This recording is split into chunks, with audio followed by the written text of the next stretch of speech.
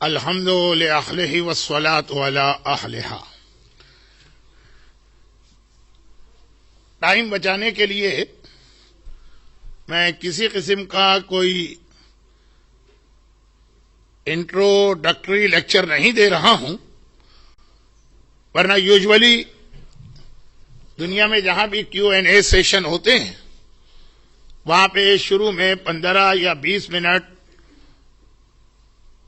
چھوٹا سا ایک لیکچر ہوتا ہے، لیکن چونکہ وہ Q&A سیشن منیمم 2 گھنٹے کے ہوتے ہیں ورنہ 3 گھنٹے کے، یہاں ہمارے پاس ہارڈلی 1 گھنٹہ ہے، تو 6:50 پہ ہمارا سیشن شروع ہوا. انشاءاللہ 7:50 تک ہم اس کو وائنڈ اپ کر دیں گے. اور جو سوال میرے پاس آ رہے ہیں اس ریٹن کوئسچن میں کوئی سیکوینس نہیں ہے، مجھے بھی نہیں معلوم کہ کون سا سوال پہلے ہے کون سا بعد میں.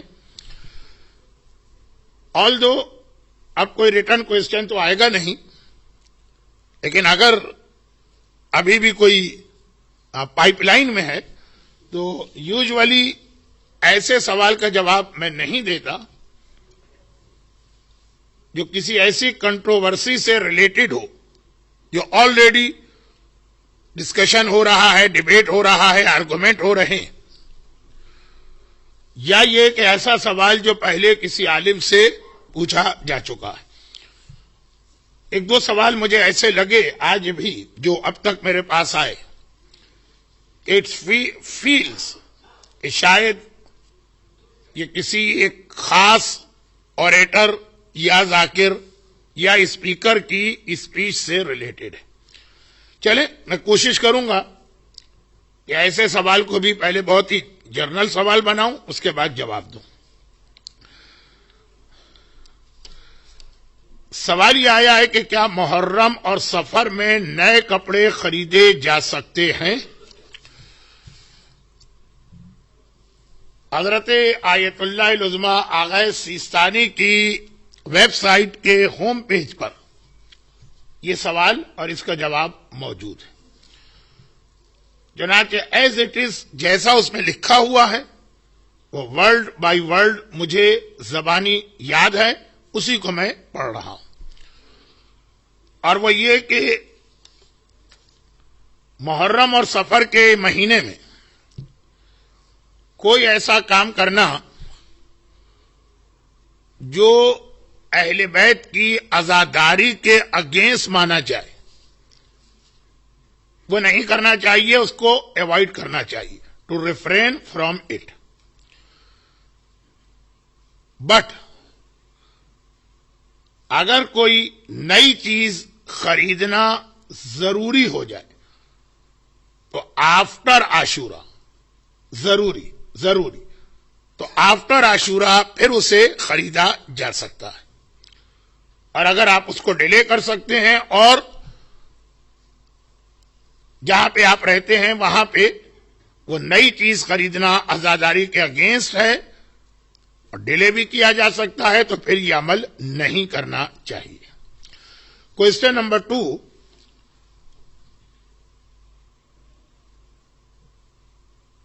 سوال یہ ہے کہ اگر سجدگاہ اویلیبل نہ ہو تو is it allowed to do سجدہ آن ٹیشوز اکارڈنگ ٹو آیت اللہ سیستانی؟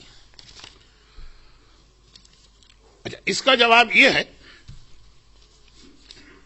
کہ ایک مسئلہ یہ ہے کہ کیا پیپر پر سجدے کی اجازت ہے؟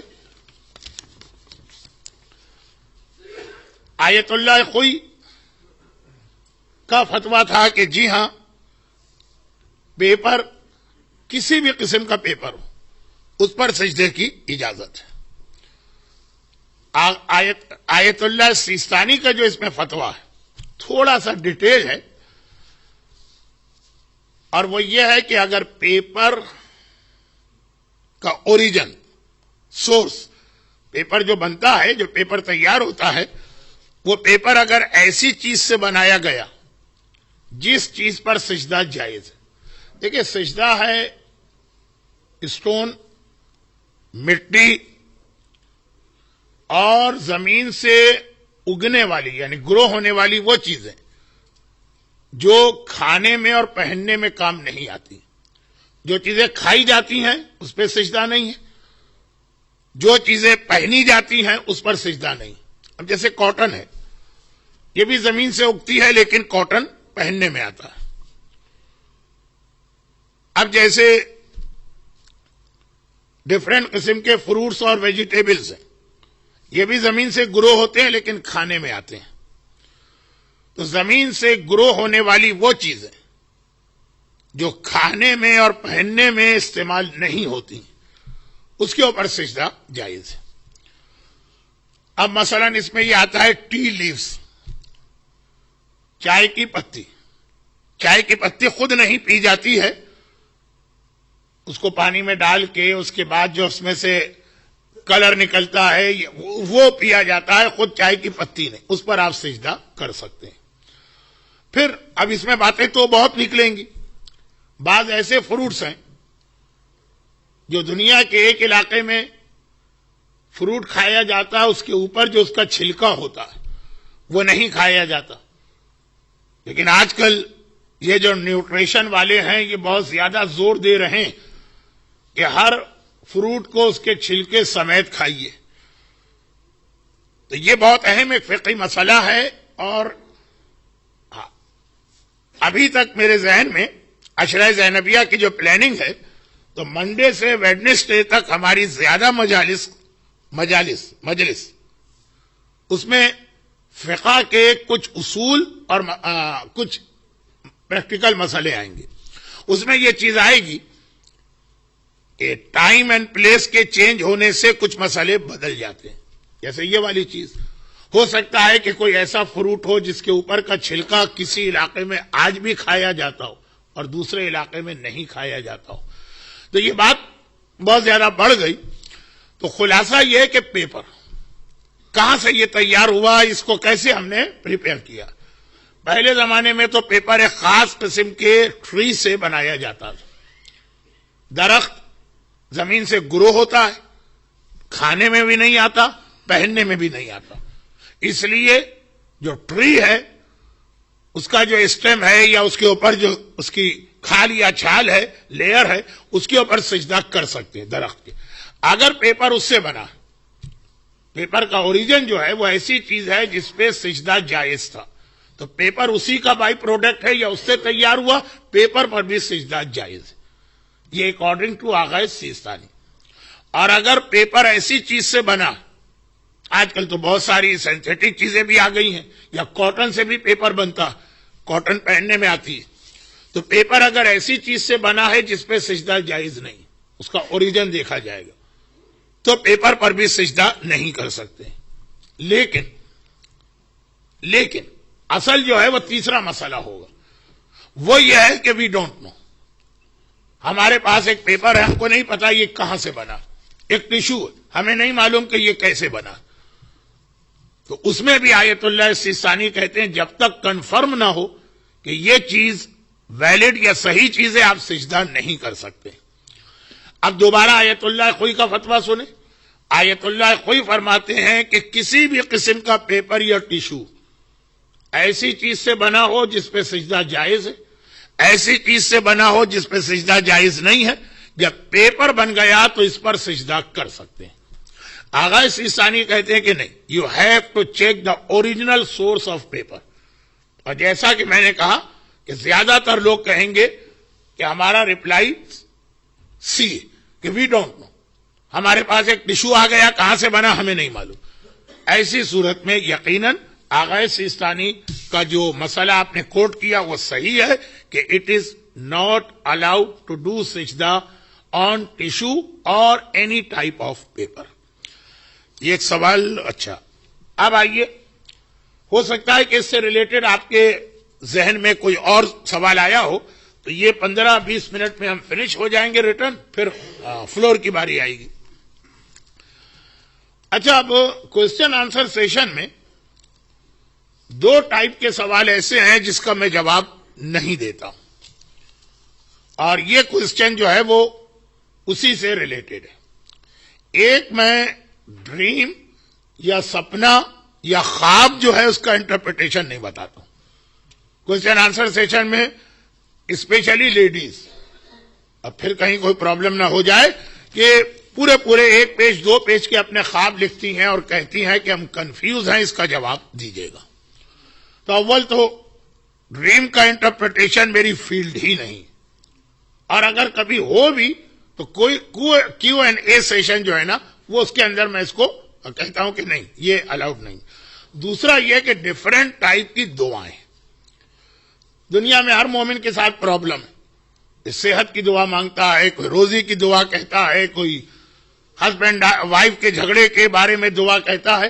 تو دعائیں جو ہے نا یہ بھی کیو اینڈ اے سیشن کا ٹاپک نہیں ہوتا. تو جن خاتون نے ایک سوال کیا کہ husband doesn't trust his wife, what should she do اور ریسائٹ. واٹ شوڈ شی ڈو تو ہو سکتا ہے کہ وہ بہرحال کوشش کرے اپنے ہسبینڈ کا ٹرسٹ گین کرنے کی. بڑے خطرناک جانور شیر وغیرہ کو بھی آپ ٹیم کر سکتے ہیں، لیکن ٹائم گزرنے کے بعد. جلدی نہیں کریں، آہستہ آہستہ اس سے فیتھفل رہیے، اس کی خوشی کا بھی خیال کیجیے. اب یہ مجھے معلوم ہے کہ آبجیکشن ہو رہا ہوگا کہ سارا کام وائف کرے تو ہسبینڈ کیا کرے. سوال چونکہ وائف کا آیا ہے اس لیے میں اس طرح سے کہہ رہا ہوں کہ آہستہ آہستہ اس کے اندر بہت ہی زیادہ ٹالرنس، پیشنس اور سیکریفائس کا جذبہ، یہ 3 چیزیں بہت امپورٹنٹ ہیں ہسبینڈ اور وائف کی لائف کو کمفرٹیبل بنانے میں. اور جیسا کہ آج کی مجلس کے آخر میں بات آئی تھی کہ کرنٹ جو ہمارا ٹائم پیریڈ ہے اس میں سب سے بڑا پرابلم یہی، گھر ٹوٹ رہے ہیں، سیپریشن ہو رہا ہے، پرابلمز ہو رہے ہیں، ڈومیسٹک پرابلم بہت زیادہ بڑھ گئے. تو یہ تھوڑا بہت مجلس میں بھی اس کا جواب آئے گا. اچھا اب آئیے اس کے بعد 1 2 3 4 ایک سوال یہ آیا ہے کہ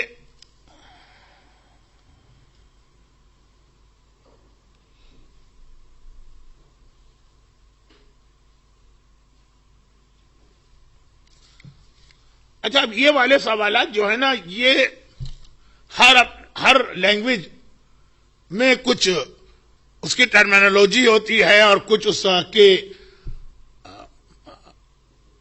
ایک ہسٹوریکل بیک گراؤنڈ سے اس کے ورڈز بنا کرتی.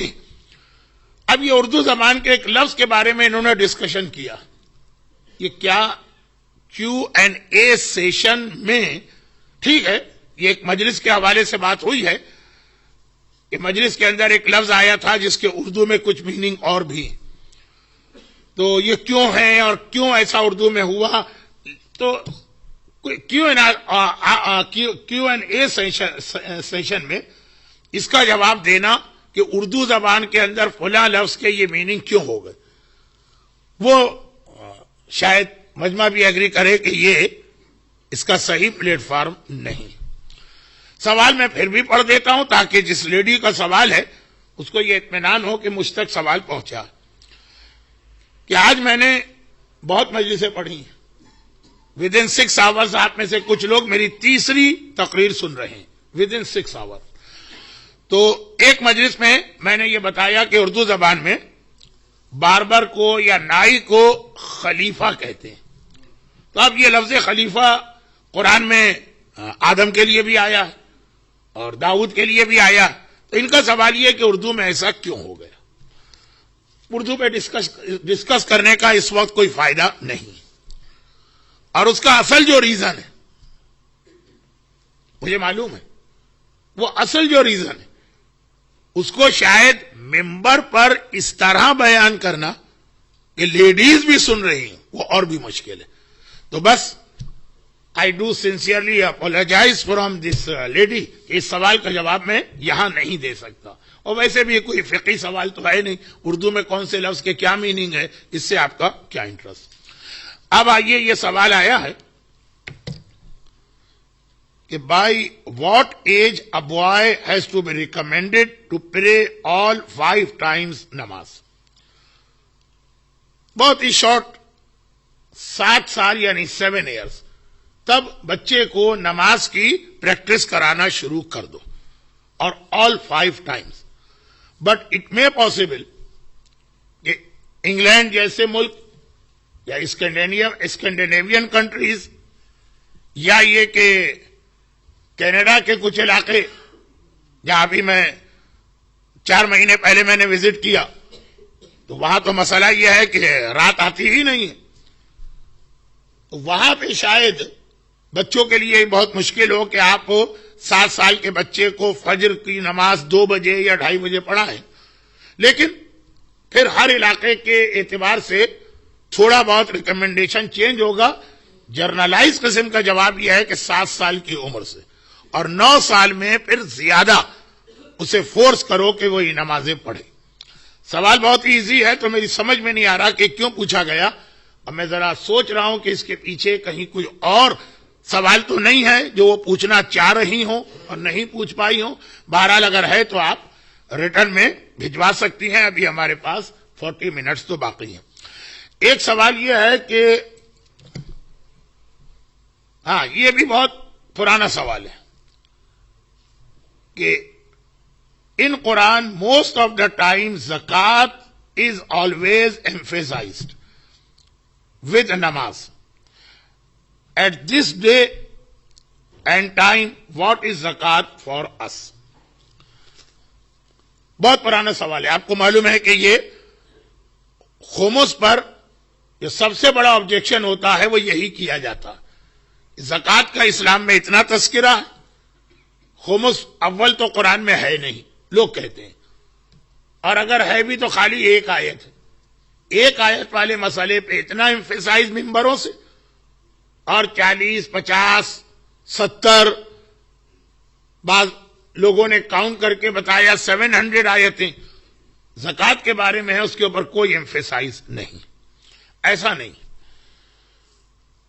قرآن کے اندر رسول اللہ کے زمانے سے لے کے قیامت تک کے زمانے کے اور پوری دنیا کے بارے میں مسئلے جمع کیے گئے. اب جب ہم کسی ایک خاص ٹائم پیریڈ میں اور کسی خاص ایریا میں بیٹھ کے قرآن کو پڑھیں تو ہو سکتا ہے کہ اس کی بہت ساری آیتیں ہمیں اس وقت اپنے سے irrelevant لگے, لیکن قرآن اوورآل قیامت تک کے تمام مسائل کو بتا رہا ہے. اب مثلا 2 چیزیں قرآن کے اندر بہت زیادہ ڈیٹیل سے آئی ہیں. ایک جہاد اور اس کی ساری ڈیٹیل, پورے سورے ہیں, کئی رکوع ہیں. زکوٰۃ کے بارے میں تو یہ آیت آئی ہوگی, ڈیگریڈ نہیں کر رہا ہوں, یا ایھا الذین آمنوا اقیموا الصلاۃ وآتوا الزکاۃ, یا وہ ایک سورہ توبہ کی آیت کہ انما الصدقات للفقراء والمساکین. زکوٰۃ کہاں خرچ ہو 8 جگہ. لیکن جہاد کتنی ڈیٹیل کے ساتھ جہاد, اس کے احکامات, جہاد کے بعد مال غنیمت, جو قیدی آئیں گے, جو زمینیں آئیں گی, سورہ حشر ہے, سورہ انفال ہے, سورہ توبہ ہے. تو ہمارے یہاں کا مسئلہ کہ امام کی پرمیشن کے بغیر جہاد نہیں ہو سکتا, اگریسو جہاد, ڈیفینسو نہیں. تو اب مسئلہ یہ نہیں ہے کہ کتنی ساری آیتیں, مسئلہ یہ ہے کہ رسول اللہ سے لے کے قیامت تک جو ٹائم پیریڈ ہے اس کے اندر یہ آیتیں بہت اہم ہیں. ہم جو اس 100 سال یا 50 سال میں کہ آج کی دنیا میں بیٹھے ہیں, اس وقت یہ آیتیں ہمیں اپنے لیے نہیں لگ رہی. یا رسول اللہ کے ساتھ ہمیں کس طرح ڈیل کرنا, پورا سورہ حجرات کا شروع کا حصہ, رسول سے کیسے بات کرنا ہے, رسول کو کیسے آواز دینا ہے, رسول کے گھر جائے تو کس طرح سے چیزیں مانگنا ہے, رسول کے گھر میں کس طرح جا کے بیٹھنا ہے, سورہ احزاب, سورہ نور, سورہ حجرات. اب یہ ساری آیتیں ہم کہیں کہ قرآن میں آ گئی ہیں, آج تو رسول ہی نہیں, تو ساری آیتوں کا کیا مسئلہ ہے؟ نہیں, ایک زمانہ تھا جو بہت اہم, اور ایک زمانہ پھر آئے گا کہ پھر اس کی ضرورت پڑے گی. تو اوورآل آج بھی اسلامی دنیا کی میجورٹی پر زکوٰۃ واجب ہے, اور آج سے 100 سال پہلے جائیں تو سارے مسلمانوں پر زکوٰۃ ہی واجب تھی. اور اس وقت جو دنیا کی اکنامی ہے تو یہ سیمز کہ 100 سال کے بعد دوبارہ سب پہ زکوٰۃ آ جائے گی. اب اس جملے کا مطلب سنیے, اور پھر میں وہ والے فقہی مسئلوں پہ آؤں جو ہمارے ڈے ٹو ڈے لائف کے. وہ یہ ہے کہ زکوٰۃ جو ہے ہر چیز پہ واجب نہیں ہے. 9 آئٹمس، ان میں سے 7 آج بھی دنیا میں ہے، یعنی 4 قسم کی فصلیں اور 3 قسم کے جانور. یہ کیٹل فارمنگ. اب میں دنیا کے جس علاقے سے آیا، New Zealand, Australia, New Zealand میں تو بلکہ ٹوٹل پاپولیشن 2.5 ملین، اور خالی وہاں جو شیپ ہے وہ 5 ملین ہے، یعنی ڈبل ہم سے زیادہ. تو جانور یا کیٹل فارمنگ آج بھی دنیا میں بہت بڑا ایک سورس ہے، اور اسلامی کنٹری کے اندر بھی میجورٹی یہی کام کرتی. جو لوگ دیہات میں رہتے ہیں، گاؤں میں رہتے ہیں، تو وہاں پہ آج بھی اسی طرح جو ویٹ وغیرہ زمین میں پیدا ہوتا ہے. تو ایک انڈیویجول کو اگر آپ دیکھیں تو شاید عجیب بات لگے، لیکن اوور آل اگر آپ دیکھیں تو آج بھی دنیا میں یہ ایگریکلچر پلس کیٹل فارمنگ ایک بہت بڑا سورس ہے انکم کا. اور اسلامی دنیا میں اسپیشلی اس وقت میجورٹی ان 2 پروفیشن سے ریلیٹڈ ہے، اور ان کو زکات دینا. اب اس کے بعد 2 چیزیں بچتی ہیں، ایک سونا اور ایک چاندی. اس کی یہ کنڈیشن ہے کہ وہ کوائن کی شکل میں ہو، اور وہ کوائن مارکیٹ میں استعمال ہو رہا ہو ایز اے کرنسی.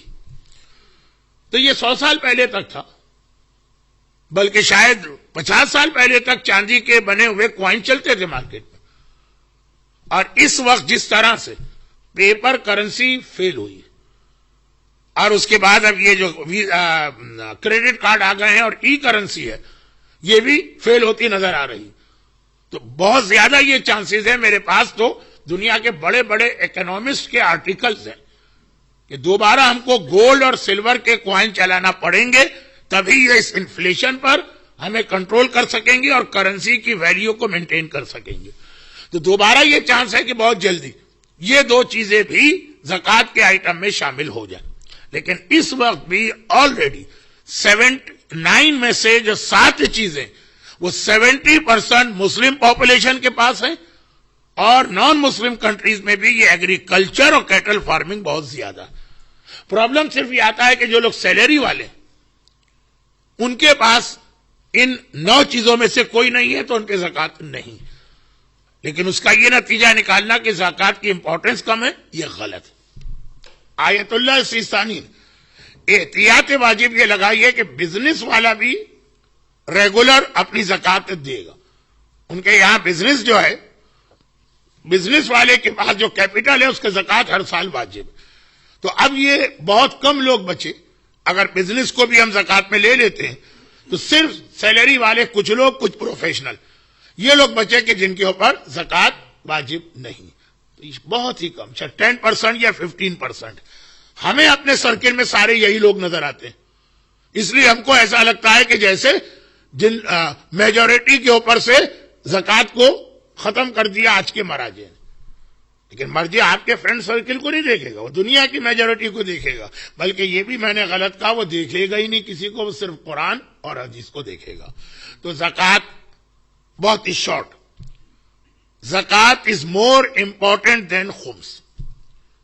زکات کا منع کرنے والا کوئی کہے کہ زکات ہے ہی نہیں، وہ کافر ہے، بشرطیے کہ کوئی ڈاؤٹ نہ ہو اس کو. خمس کو اگر کوئی منع کرے وہ گناہگار ہے، وہ کافر نہیں. لیکن چونکہ زکات جن آئٹمز پر ہیں وہ ہمارے اور آپ کے جو سیلری والا کلاس ہے اس کے پاس نہیں ہے، اس لیے ہم لوگوں پہ زکات واجب نہیں. جیسے آج سے 100 سال پہلے پورے ٹاؤن میں 2 آدمیوں پہ حج واجب ہوتا تھا، جبکہ حج کی کتنی اسٹرانگ آیت آئی ہے قرآن میں، وَمَنْ كَفَرَ فَإِنَّ اللَّهَ غَنِيٌّ عَنِ الْعَالَمِينَ. جو حج نہیں کرے اور کفر اختیار کرے، بہت ہی اسٹرانگ ورڈنگ. لیکن پورے سٹی میں جس کی پاپولیشن 1 ملین ہوتی تھی، 2 آدمیوں پہ حج واجب ہوا کرتا، 3 آدمی. یہی آپ دیکھیں 50 سال پہلے اتنے کم لوگ جاتے تھے حج پر. تو اس کا مطلب یہ نہیں ہے کہ حج اتنا اہم واجب مجتہدین نے ختم کر دیا. اس کی کنڈیشن سے جس کے پاس زکات کی کنڈیشن ہے وہ زکات دے گا، اور وہ آج بھی اوور آل زیادہ ہے. میں نے زیادہ ٹائم لے لیا اس لیے کہ یہ بھی ایک سینسیٹیو ایشو ہے جس کے ذریعے سے سوال کرنے والا تو بہت سنسیئر، لیکن اس کے ذریعے سے مرجعیت پہ ایک اٹیک ہوتا ہے. اور کیا اٹیک ہوتا ہے کہ مراجع اس لیے زکوٰۃ کا زیادہ ذکر نہیں کرتے کہ زکوٰۃ جو ہے نا وہ ان کو نہیں ملتی ہے، وہ ہر آدمی خود ڈسٹریبیوٹ کر سکتا ہے، اور خمس چونکہ ان کی پاکٹ میں جاتا ہے اس لیے وہ خمس پہ بہت زور دیتے ہیں۔ نعوذ باللہ، اگر مراجع اتنے ہی فراڈ اور چیٹر ہیں تو وہ بہت ہی سمپل ہے، وہ کہے زکوٰۃ بھی ہر ایک پہ واجب ہے، زکوٰۃ بھی ہم کو دو۔ بھئی خمس جب وہ کہتے ہیں کہ ہم کو دو تو ان کا فتویٰ ہے نا، ہم نے خود تو امام سے نہیں سنا، وہ زکوٰۃ میں بھی یہ کہہ سکتے، ساری زکوٰۃ بھی ان کی جیب میں جائے۔ اگر پیسہ ہی کمانا ہے تو یہ تو اور اچھا ہے کہ زکوٰۃ بھی لوگوں پہ واجب کر کے لے لو اور خمس بھی واجب کر کے لے لو، لیکن کیونکہ ان کے پاس کرائیٹیریا جو ہے قرآن حدیث اس میں ہے کہ زکوٰۃ آپ خود تقسیم کر سکتے ہیں، وہ آپ سے کہتے ہیں کہ یہ زکوٰۃ کا یہ مسئلہ ہے، خمس کا یہ مسئلہ ہے۔ کیونکہ یہ اس وقت جو آڈینس میرے سامنے، ان میں سے کوئی بھی اینٹی مرجعیت نہیں ہے، نہ اس کا یہ اعتراض ہے۔ میں نے تو صرف یہ کہا کہ یہ سوال جو آج کل بہت زیادہ پوچھا جاتا تو 50% لوگ سنسیئرٹی سے پوچھتے ہیں جیسے یہ پوچھا گیا، اور 50% لوگ اس کو بھی ایک ٹول بناتے ہیں اگینسٹ مرجعیت۔ آئیے آڈینس کے سوالات بھی تو ہم کو لینا ہے، تو جلدی جلدی یہ کمپلیٹ کریں۔ What are the criteria of taking a place as your وطن؟ یہ مسئلہ ہے ٹریولرز کی پریئر کا۔ مسافر، جب آدمی کوئی ٹریولنگ کرے، مسافر ہو تو اس کے لیے نماز قصر ہے، لیکن اپنے وطن میں نماز پوری۔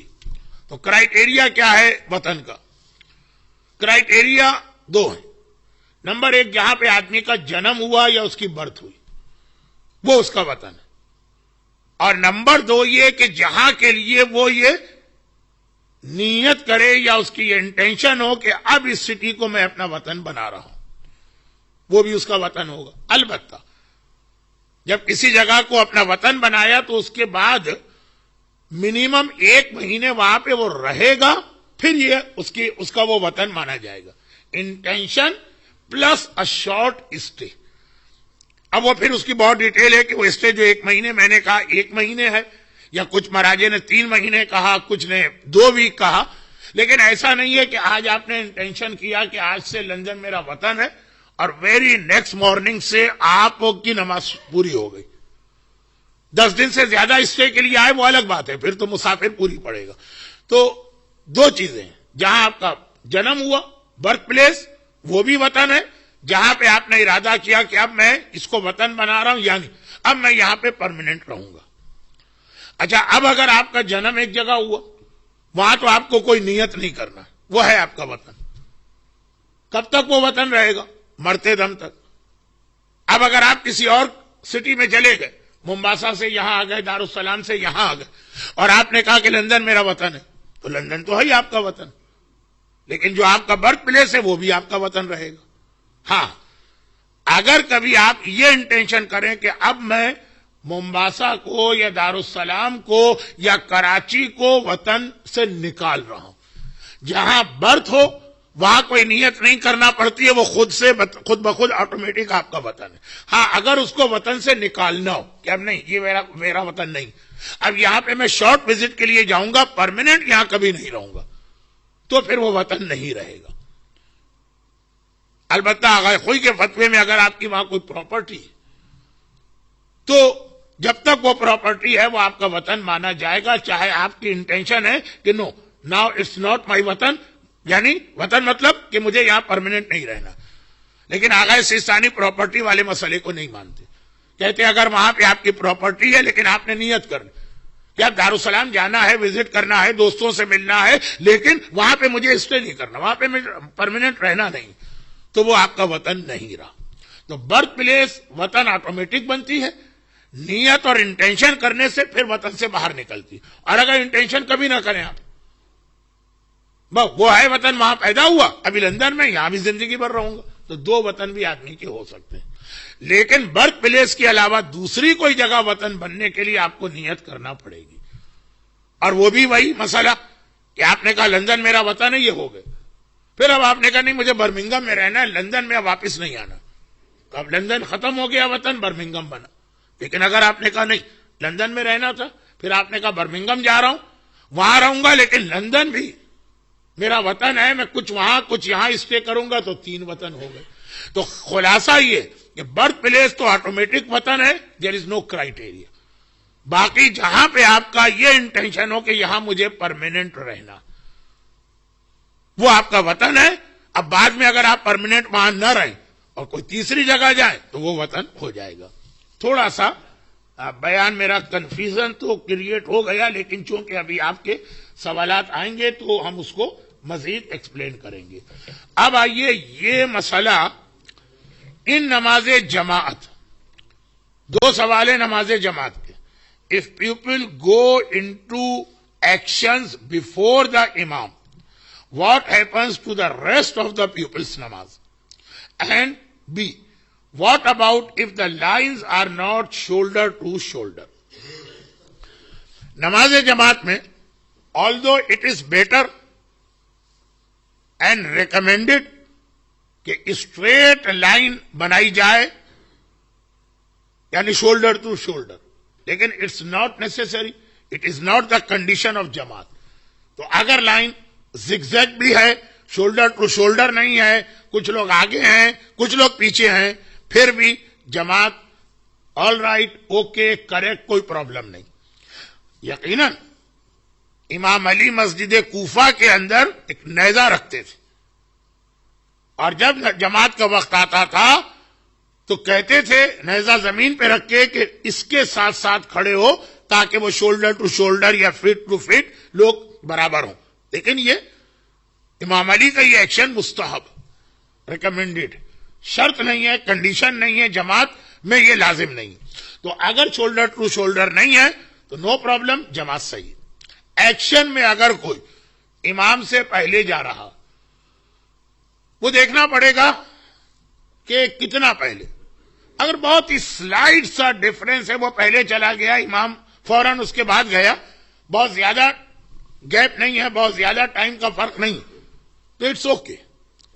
لیکن وہ جو عربی میں کہتے ہیں تاخیر الفاحش, بہت ہی زیادہ فرق نظر آ رہا ہے کہ ابھی امام سمع اللہ کہہ رہا ہے اور یہ آدمی سجدے میں پہنچ چکا, تو اس صورت میں وہ آدمی کی جماعت غلط ہو جائے گی, اور پھر یہ سمجھیں گے کہ جماعت کی صف میں یہ جگہ خالی ہو گئی, یہ ایمٹی ہو گئی.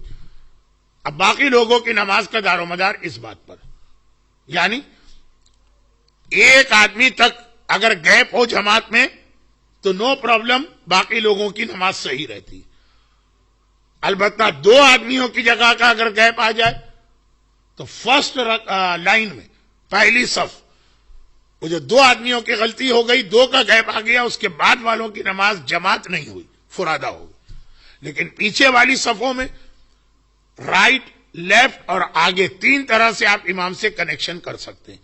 تو اگر کسی طرف سے مثلا ہمارے رائٹ پر دو آدمی جو تھے ان کی نماز غلط ہو گئی تو گیپ آ گیا, لیکن ہمارے آگے جو ہے وہاں بھی کچھ نمازی ہیں تو ہم ان کے تھرو امام سے کنیکشن جوڑ سکتے ہیں. باقی تو بہت ڈیٹیل ہو جائے گی. اچھا, اب ایک سوال یہ آیا ہے جس کے لیے میں اکثر اپنی مجلسوں میں, جیسے 2 دن پہلے میں نے نہیں کل کی مجلس میں ایک آپ کو فارمولا بتایا تھا کہ انبیاء اور مراجع کے واقعات آج کے مرجع کے فتوے سے نہیں سمجھے جائیں گے, ان کے زمانے کے فتوے سے سمجھے جائیں گے. اسی طرح ایک چیز اور میں بہت زیادہ مجلسوں میں کہتا ہوں کہ رسول اللہ کی لائف ہسٹری میں جب ہم کوئی واقعہ پڑھتے ہیں تو اسے شریعت کا فائنل حکم نہ سمجھیے, کیونکہ رسول اللہ کے زمانے میں گریجولی واجبات اور حرام آ رہے تھے. تو بہت ساری چیزیں جو اسلام میں بالکل 100% کنفرمڈ حرام ہیں, لیکن رسول اللہ کے اعلان رسالت کے شروع کے چند سالوں میں اس کے حرام ہونے کا حکم نہیں آیا تھا, لوگ کر رہے تھے. تو رسول اللہ کی لائف ہسٹری پڑھیں تو بالکل آخر میں جا کر رسول نے جو آرڈرز دیے وہ ہیں قیامت تک کے لیے فائنل. باقی چیزوں کو چھوڑیں, شراب کب حرام؟ After 17 years. پیغمبر کی نبوت کا ڈیوریشن کتنا؟ 23. اس کے 17 ایئرس کے بعد جا کے شراب حرام ہوئی. دیٹ مینس شروع کے 17 ایئرس شراب جیسی چیز جس کے اندر کوئی شک نہیں ہے مسلمانوں میں کہ یہ حرام, مسلمان پی رہے تھے, اور آلدو رسول اور آل رسول کا سوال ہی نہیں پیدا ہوتا، لیکن روکا نہیں ان کو. سود جو قرآن نے کہا کہ اللہ سے جنگ، وہ جا کے کہیں حرام ہوا آخری حج کے موقع پر. تو یہ میں اکثر کہتا رہتا ہوں، کیونکہ بعض لوگ سنگنگ کو اور سانگز کو اور میوزک کو اور اس قسم کے ڈسکو والے فنکشنز کو جائز قرار دیتے ہیں ایک دلیل لا کر. جب رسول اللہ مدینے میں ہجرت کے دن انٹر ہوئے تو مدینے کی لڑکیاں گانے گا رہی تھیں.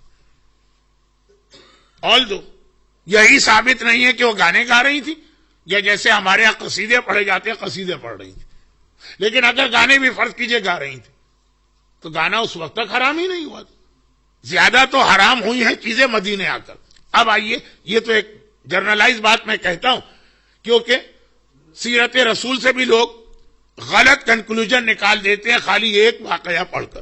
اب ان کا سوال یہ کہ اگر کوئی نان مسلم، مثلا انہوں نے لکھی ایگزامپل ہندو کی، ایک ہندو لڑکی یا ایک ہندو لڑکا مسلمان ہو گئے، لیکن اس کے پیرنٹس اسٹل ہندو ہیں، اور وہ اپنے پیرنٹس کے گھر جاتا اور اس کے پیرنٹس اس کے لیے کھانے پینے کی کوئی چیز لے کے آتے ہیں.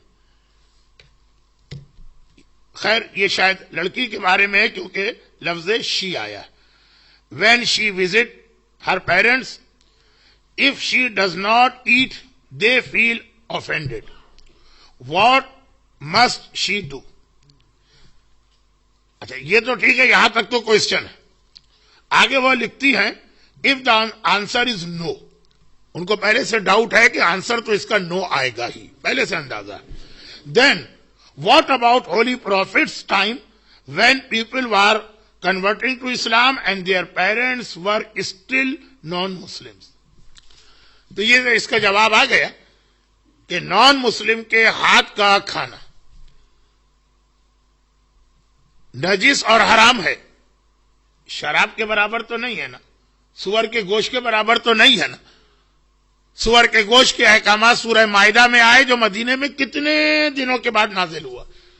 جب اتنی بڑی بڑی حرام چیزیں رسول اللہ کی لائف ٹائم میں ایک بہت بڑے ٹائم پیریڈ تک حلال رہی پھر حرام ہوئی، تو جہاں تک اس سوال کا تعلق ہے یہ والا پورشن، سیکنڈ پورشن، وہ تو بالکل واضح ہے کہ اگر نان مسلم کے نجس ہونے کا مسئلہ ہم یہ مانیں کہ سورہ توبہ میں آیا اور سورہ توبہ نازل ہوا تھا آخری حج سے 1 سال پہلے، اگر ہم یہ مانیں، اس کے اوپر تو بہرحال لمبا آرگومنٹ ہو جائے گا، لیکن یہ تو طے شدہ بات کہ نان مسلم نجس ہیں، یہ مسئلہ ایٹ لیسٹ 15 سال کے بعد آیا. تو شروع کے 15 سال تک نان مسلم کے نجس ہونے کی بات ہی نہیں آئی تھی. اور اس وقت جو کنورژن تھا تو اگر وہ کنورٹ ہو گئے اور ان کے پیرنٹس ابھی تک نان مسلم اور ان کے ہاتھ کا پکا ہوا کھانا ہے تو نو پرابلم. یہ تو ہوا پارٹ بی. پارٹ اے جو ہے اس میں ایک چیز یاد رکھیے گا، اور یہ والی چیز وہ ہے کہ جسے ممبر سے مجھے کئی دفعہ بیان کرنے کی ضرورت آج کل پڑ رہی.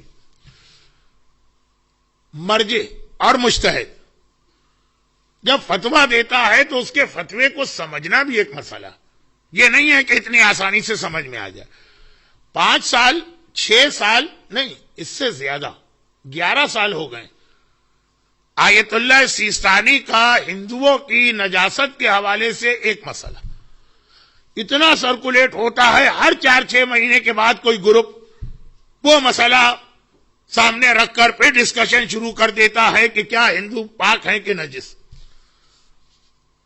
نجاست و طہارت میں 2 چیزیں بہت کلیئر ہیں. نمبر 1، ہندو اور سکھ دونوں نجس ہیں according to almost all our مراجع، اسٹیبلش مراجع. یہ لفظ یاد رکھیے، اسٹیبلش مراجع. آیت اللہ سیستانی، آیت اللہ وحید خراسانی، آیت اللہ خامنائی، آیت اللہ شیخ اسحاق فیاض، آیت اللہ شبر سنجانی، یہ اسٹیبلش مراجع. ہندو اور سکھ دونوں. سکھ کے بارے میں تو code of practice for Muslims living in the West میں آغا سیستانی کا ڈائریکٹ فتویٰ. دوسری بات یہ ہے کہ نجس ہونا الگ چیز، बेनिफिट ऑफ डाउट सबसे ज्यादा नजासत में दिया गया कि अगर हमारे सामने एक नॉन मुस्लिम ने पानी का एक गिलास रखा, इसके अंदर पानी वो लेकर आया, हमने नहीं देखा कि इस पानी को उसने हाथ लगाया है कि नहीं लगाया, उसने बाहर से गिलास पकड़ा, इवन अगर उसका अपना हाथ वेट है तो गिलास नजिस हो गया, लेकिन बाहर से नजिस हो। अब अगर हमने होंठ लगाए, पानी पिया, उस हिस्से में हमारा होंठ या लिप नहीं गया जहां पे उसका हाथ लगा था उस हिंदू का, तो कोई प्रॉब्लम नहीं, हम पी सकते। या वो यहां रख के चला गया, 5 मिनट के बाद हमें ये गिलास से पानी पीने की जरूरत पेश आई, अब हमें डाउट हो रहा है कि उसका हाथ कहां पे लगा था, कुछ नहीं मालूम, हम ये पानी पी सकते हैं बेनिफिट ऑफ डाउट कि ऊपर जो है ये जो रिम है गिलास की, यहां उसका हाथ लगा कि नहीं लगा हमको नहीं मालूम। एक हिंदू अपने किचन से कोई चीज पका के लाता और वो एक ऐसी चीज है जिसमें हाथ लग भी सकता है और नहीं भी लग सकता। भाई कोई ऐसी चीज हो जिसमें 100% हाथ तो लगेगा ही, गीला हाथ, मसलन वो हाथ की रोटी और वो खुद बना के लाया, तो 100% श्योर है कि जब उसने हाथ से रोटी बनाई तो ये उसका गीला हाथ लगा। लेकिन एक ऐसी चीज है, चाय लाया, चाय का भी यही मसला कि इसमें हॉट वाटर होगा, फिर उसने टी बैग डाला होगा, फिर उसने शुगर डाली होगी, फिर उसने मिल्क डाला होगा, लेकिन सारा प्रॉब्लम यह है कि क्या ये जो पानी है इसको उसका हाथ टच हुआ कि नहीं हुआ, हमें नहीं मालूम, हमने नहीं देखा। चांसेस है कि शायद हाथ लग गया हो, चांसेस है कि न लगा हो। बेनिफिट ऑफ डाउट, आप ये चाय पी सकते हैं। इसका मतलब ये नहीं है कि हिंदू पाक होगा, इसका मतलब है बेनिफिट ऑफ डाउट। जो चीज आपने अपनी आंख से नहीं देखी और 100% आप श्योर नहीं, हिंदू का रेस्टोरेंट खाने गोश्त मीट प्रोडक्ट छोड़कर वेजिटेबल्स हैं, वेजिटेरियन हैं, किचन से पक्के आ रहे हैं, हमें नहीं मालूम। कई इसके अंदर बेनिफिट ऑफ डाउट। शेफ कौन है, ठीक है, ऑनर मसलन हिंदू है, सर्व करने वाला हिंदू, शेफ कौन है हमें नहीं पता, हो सकता है कोई मुसलमान भी हो। बेनिफिट ऑफ डाउट, मालूम है कि हिंदू है, लेकिन उसने जो खाना पकाया असल खाने को या फूड को उसका हाथ लगा है कि नहीं, ठीक है, गिलास, प्लेट, दूसरे जो बर्तन इस्तेमाल होते हैं, लेकिन सबके आउटर साइड पर, अंदर जो फूड है उसको हाथ लगा के नहीं मालूम। बेनिफिट ऑफ डाउट, खा कुल्लो शैइन लका ताहिर हत्ता तालम बेऐनी नजासतहु बेऐनी, हर चीज पाक, ये इमाम की हदीस। तो ये मसला तमाम मराजे कहते हैं, जब हम उनको ये मसला लिख के भेजते हैं कि हिंदू रेस्टोरेंट के अंदर खाना हम खा सकते हैं कि नहीं खा सकते, वो जवाब देंगे कि गोश्त के आइटम तो हराम, लेकिन बाकी वेजिटेबल अगर आपको नहीं मालूम उसने हाथ लगाया कि नहीं तो आपके लिए जायज। इसका मतलब ये नहीं कि हिंदू पाक डिक्लेयर किया, इसका मतलब बेनिफिट ऑफ डाउट दिया। और ये मसला नजासत तहारत में बहुत अहम, हदीसों में है कि अपने आप को जहमत में ना डालो। ये बेनिफिट ऑफ डाउट अल्लाह ने दिया, मर्जने को थोड़ी दिया। तो ये बेनिफिट को वाकई इस्तेमाल करो। ये वाली आगा सिस्तानी की वर्डिंग बहुत ज्यादा कंफ्यूजन क्रिएट करती है। और ये मसला खाली खाने का नहीं, हर चीज का। आपने एक मकान खरीदा किसी हिंदू से, वो इसके अंदर 10 साल रहा, पता नहीं इस मकान में कहां कहां उसका गीला हाथ, गीला पैर लगा होगा, उसके बच्चे, उसकी बीवी। अब ये मकान में 10 साल रहा है, बहुत ज्यादा चांसेस है, लेकिन कहते हैं कि आपने अपनी आंख से देखा। ये मसलन मर्जे कहते हैं, 2 आदिल आदमियों ने गवाही दी, 100% आपको श्योर है कि गीला हाथ लगा ही लगा है उसका। आपने कहा नहीं, अंदाजा है, गैस है, श्योर नहीं है। कहा कि बिल्कुल पाक समझो मकान को, जाके उसमें रहने लगो। ये बेनिफिट ऑफ डाउट। तो ये वाला मसला है मराजे का। तो अब आइए, क्योंकि ये हिंदू गर्ल इस्लाम में आ गई, उसके पेरेंट्स नॉन मुस्लिम है, वो उनके घर खाना खाना जाती है। आगा सिस्तानी से पूछा गया, आगा सिस्तानी ने फरमाया कि क्या उस लड़की को ये यकीन है कि जो खाना मेरी मां लेकर आई है उसको उसका गीला हाथ लगा? कहा हमें नहीं पता, किचन से पका के लाइए, पता नहीं हाथ लगा है कि नहीं लगा। कहा तो खा सकते। इसका मतलब ये नहीं है कि आगा ने या हिंदू को पाक कहा, नहीं, या ये कि पेरेंट्स के रिलेशन की वजह से कह दिया कि हाँ भाई बाकी हिंदू नजीस है, लेकिन पेरेंट्स का ख्याल करना वाजिब है, वो ऑफेंडेड ना हो तो उनके घर खा लो। नहीं, ये भी नहीं कहा। شریعت کے واجبات و حرام میں اگر کوئی آفینڈڈ ہوتا، دیکھیے اگر یہ چیز کی پرمیشن مل جائے نا کہ جی وہ سامنے والا جو ہے فیل کرے گا، تو نیکسٹ سوال کیا آئے گا؟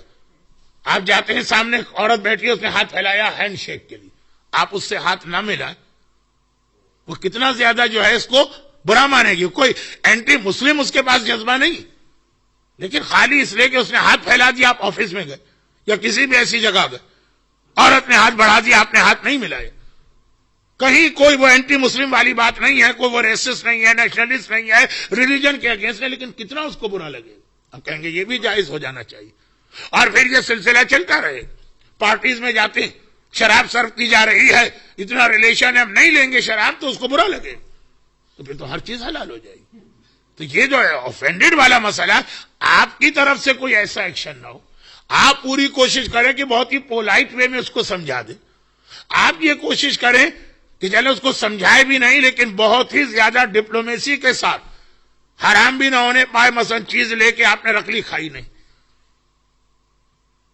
یا یہ کہ چائے لے لی اور پی نہیں آپ نے، لیکن منع نہیں کیا، یہ آپ کے اوپر ہے. لیکن اگر ایٹ دا اینڈ منع کرنا ہی پڑے تو چاہے ہاتھ ملانے کی بات ہو، چاہے کھانے کی بات ہو، وہ offended ہے تو ہونے دیجئے، یہ تو چیز میں کمپرومائز نہیں ہوگا. بہت زیادہ سوال ہو گئے اور یہ وقت بہت تیزی سے گزر رہا ہے، تو اب میں جلدی سے یہ 2-3 مسئلے پھر آپ لیکن اب سب کو چانس نہیں مل سکے گا. ایک سوال یہ ہے کہ what is the minimum length for the beard to fulfilling the religious requirement? Please elaborate view of different scholars.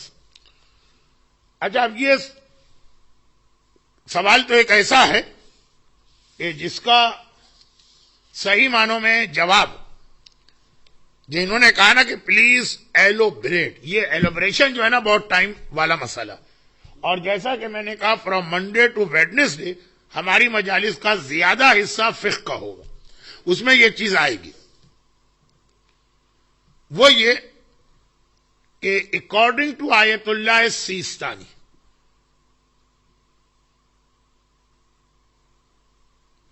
French cut داڑھی از ناٹ انف. داڑھی کی لینتھ جو ہے وہ پوری داڑھی، فل فلیش داڑھی ہونی چاہیے، اسپیشلی چن اور چیکس. اس کے اوپر اگر تھوڑا سا بالوں کا سلسلہ کٹا تو نو پرابلم، مگر یہ چیکس پر اور چن پر. البتہ جو دوسرے مراجع اور پھر مرحوم آغائے خوئی، وہ فرماتے ہیں کہ خالی اگر آپ کی چن یا تھوڑی پر بھی داڑھی ہے، جسے فرنٹ کٹ داڑھی ہمارے یہاں انڈیا اور پاکستان میں کہتے ہیں، اٹس آلسو اوکے. لینتھ کی بات انہوں نے کی ہے تو لینتھ سے میں یہ مراد لے رہا ہوں. اب اس کے بعد مثلا فرنٹ کٹ داڑھی بھی ہو تو اس میں کتنے بال، کچھ لوگ جو ہے نا بالکل کاؤنٹنگ کر کے اپنے بال چھوڑتے ہیں کہ 15 بال ہو تو 16 نہیں ہونا چاہیے، وہ نکال دیتے ہیں. بہت ہی مختصر، وہ نہیں، اتنا ہو کہ سامنے والا جو آپ کے بیٹھا وہ یہ فیل کرے کہ آپ نے داڑھی رکھی ہے. آغا سیستانی کے یہاں تو فرینچ کٹ الاؤڈ نہیں ہے، بٹ ان کے یہاں احتیاط واجب. احتیاط واجب مینس کہ اس مسئلے میں آپ سیکنڈ موسٹ لرنڈ مرجے کی بات مان سکتے ہیں، ناٹ سیکنڈ مرجے. یہ کنڈیشن ہے کہ وہ سیکنڈ مرجے جو ہے ہمارے مرجے کے بعد علم کے اعتبار سے سیکنڈ بیسٹ مرجے ہوگا، تو وہ اجازت دیتے ہیں. اس لیے ان شارٹ یہ کہ آغا سیستانی کے مقلد بھی فرنٹ کٹ داڑھی رکھ سکتے ہیں. کوئی پوچھے کہ وائی، وہ تو منع کرتے ہیں. ریپلائی کہ وہ منع کرتے ہیں آن دا بیسس آف احتیاط واجب، اور احتیاط واجب میں اٹس الاؤڈ ٹو ڈو تقلید اور to act according to second best مرجے، اور سیکنڈ بیسٹ مرجے پرمیشن دے رہے ہیں. وہ کون ہے یہ میں نام نہیں لے رہا کیونکہ اس کا ذکر ممبر پہ آئے گا. اب میں بہت ذرا فاسٹ ہو رہا ہوں. یہ سوال، اچھا، my brother drinks alcohol nearly every day, he is jobless, irresponsible towards his life and expect other people to pay his bills and look after his children. When helping him financially, his habit of drinking alcohol prevents me to support him. What are my obligations as a brother in this situation. بہرحال یہ سوال تو بہت زیادہ قسم کا ایک family کا پرسنل مسئلہ بنا، لیکن ان شارٹ میں یہ کہوں گا کہ پھر اس میں شرابی کی مدد کرنے کو بہت ساری روایتوں میں بہت زیادہ کنڈیم کیا گیا، اگرچہ اس کے انٹرپریٹیشن میں علماء میں اختلاف ہے. بعض مراجع کہتے ہیں کہ شرابی کی کوئی بھی مدد نہیں کر سکتے، بعض مراجع کہتے ہیں کہ ایسی مدد نہیں کر سکتے جو اس کے شراب کی ہیبٹ کو بڑھا دے گی. لیکن ان شارٹ تو بیٹر یہ ہے کہ آپ اس کی ہیلپ نہ کریں، بٹ اس کی فیملی یعنی بچے اور وائف ان کی ہیلپ کریں اور ان کا خرچہ آپ پورا کریں، اور اس کو ڈائریکٹ اس کے ہاتھ میں کوئی کیش نہ دیں یا کوئی ایسی چیز اس شرابی بھائی کو نہ دیں. اب بچوں کا اگر خرچہ ہے، ان کی کلوتھنگ ہے یا ان کی ٹیوشن ہے یا ان کا علاج ہے، اب جو بھی یہاں کا سسٹم ہو اس کے تحت وہ آپ کیجیے گا. یہ بیسٹ سچویشن ہے کہ صلہ رحمی بھی ہو، وہ سارے آپ کے نیفیوز اور نیس ہیں، اور ساتھ ساتھ شرابی کی مدد نہ ہو. In current time, I think it is important that the work with Sunni brothers. What is the opinion of Ayatollah Sistani on the unity with our Sunni brothers? بہت ہی یہ فیمس آیت اللہ سیستانی کا نظریہ ہے، اس پہ کوئی کسی قسم کا آرگومنٹ نہیں ہے، کوئی سیکنڈ اوپینین نہیں. یہ سارے سنی حضرات جو ہیں یہ ہمارے بھائی ہیں. ایون سلفی کے اندر بھی بہت سارے ایسے ہیں کہ جو لیک آف نالج کی وجہ سے ہمارے اگینسٹ ہے. ہاں ان میں کچھ بہت غلط لوگ ہیں، لیکن جو عام سنی ہیں یہ ہمارے بھائی ہیں، اور ہمیں ہر طرح سے ان کی ہیلپ بھی کرنا، یونٹی بھی کرنا. یہ عراق میں بھی آیت اللہ سیستانی کا میسج تھا. اور میں یہ بات اب آپ کو ذرا سی پرسنل لیول پہ بتاؤں، اور وہ یہ ہے کہ صدام کے ٹاپل ہونے کے بعد کثیر تعداد میں دنیا کے قافلے زیارت کے لیے جاتے ہیں، لیکن سب سے زیادہ قافلے جو ہیں یا انڈیا سے آتے ہیں یا پاکستان سے. ہر وقت آپ کو وہاں قافلے ملیں گے. تو میں نے آیت اللہ سیستانی سے ان پاکستانی قافلوں کے ساتھ یا ان کی پریزنس میں کئی ملاقاتیں کی.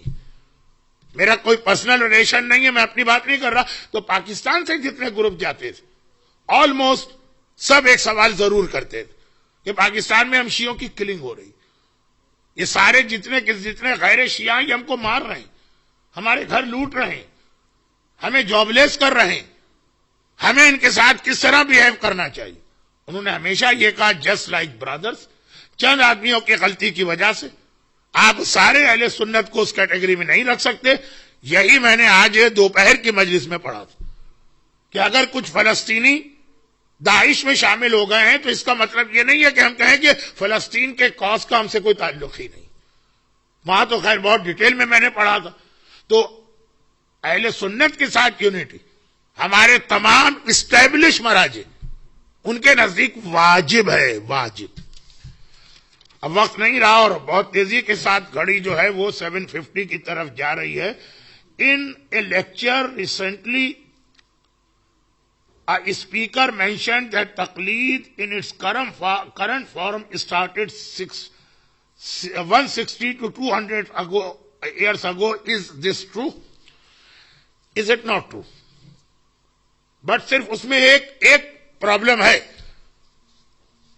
200 سال میں سے تقلید شروع ہوئی ان the current form. یہ غلط ہے، یہ جھوٹ ہے، یہ لیک آف نالج.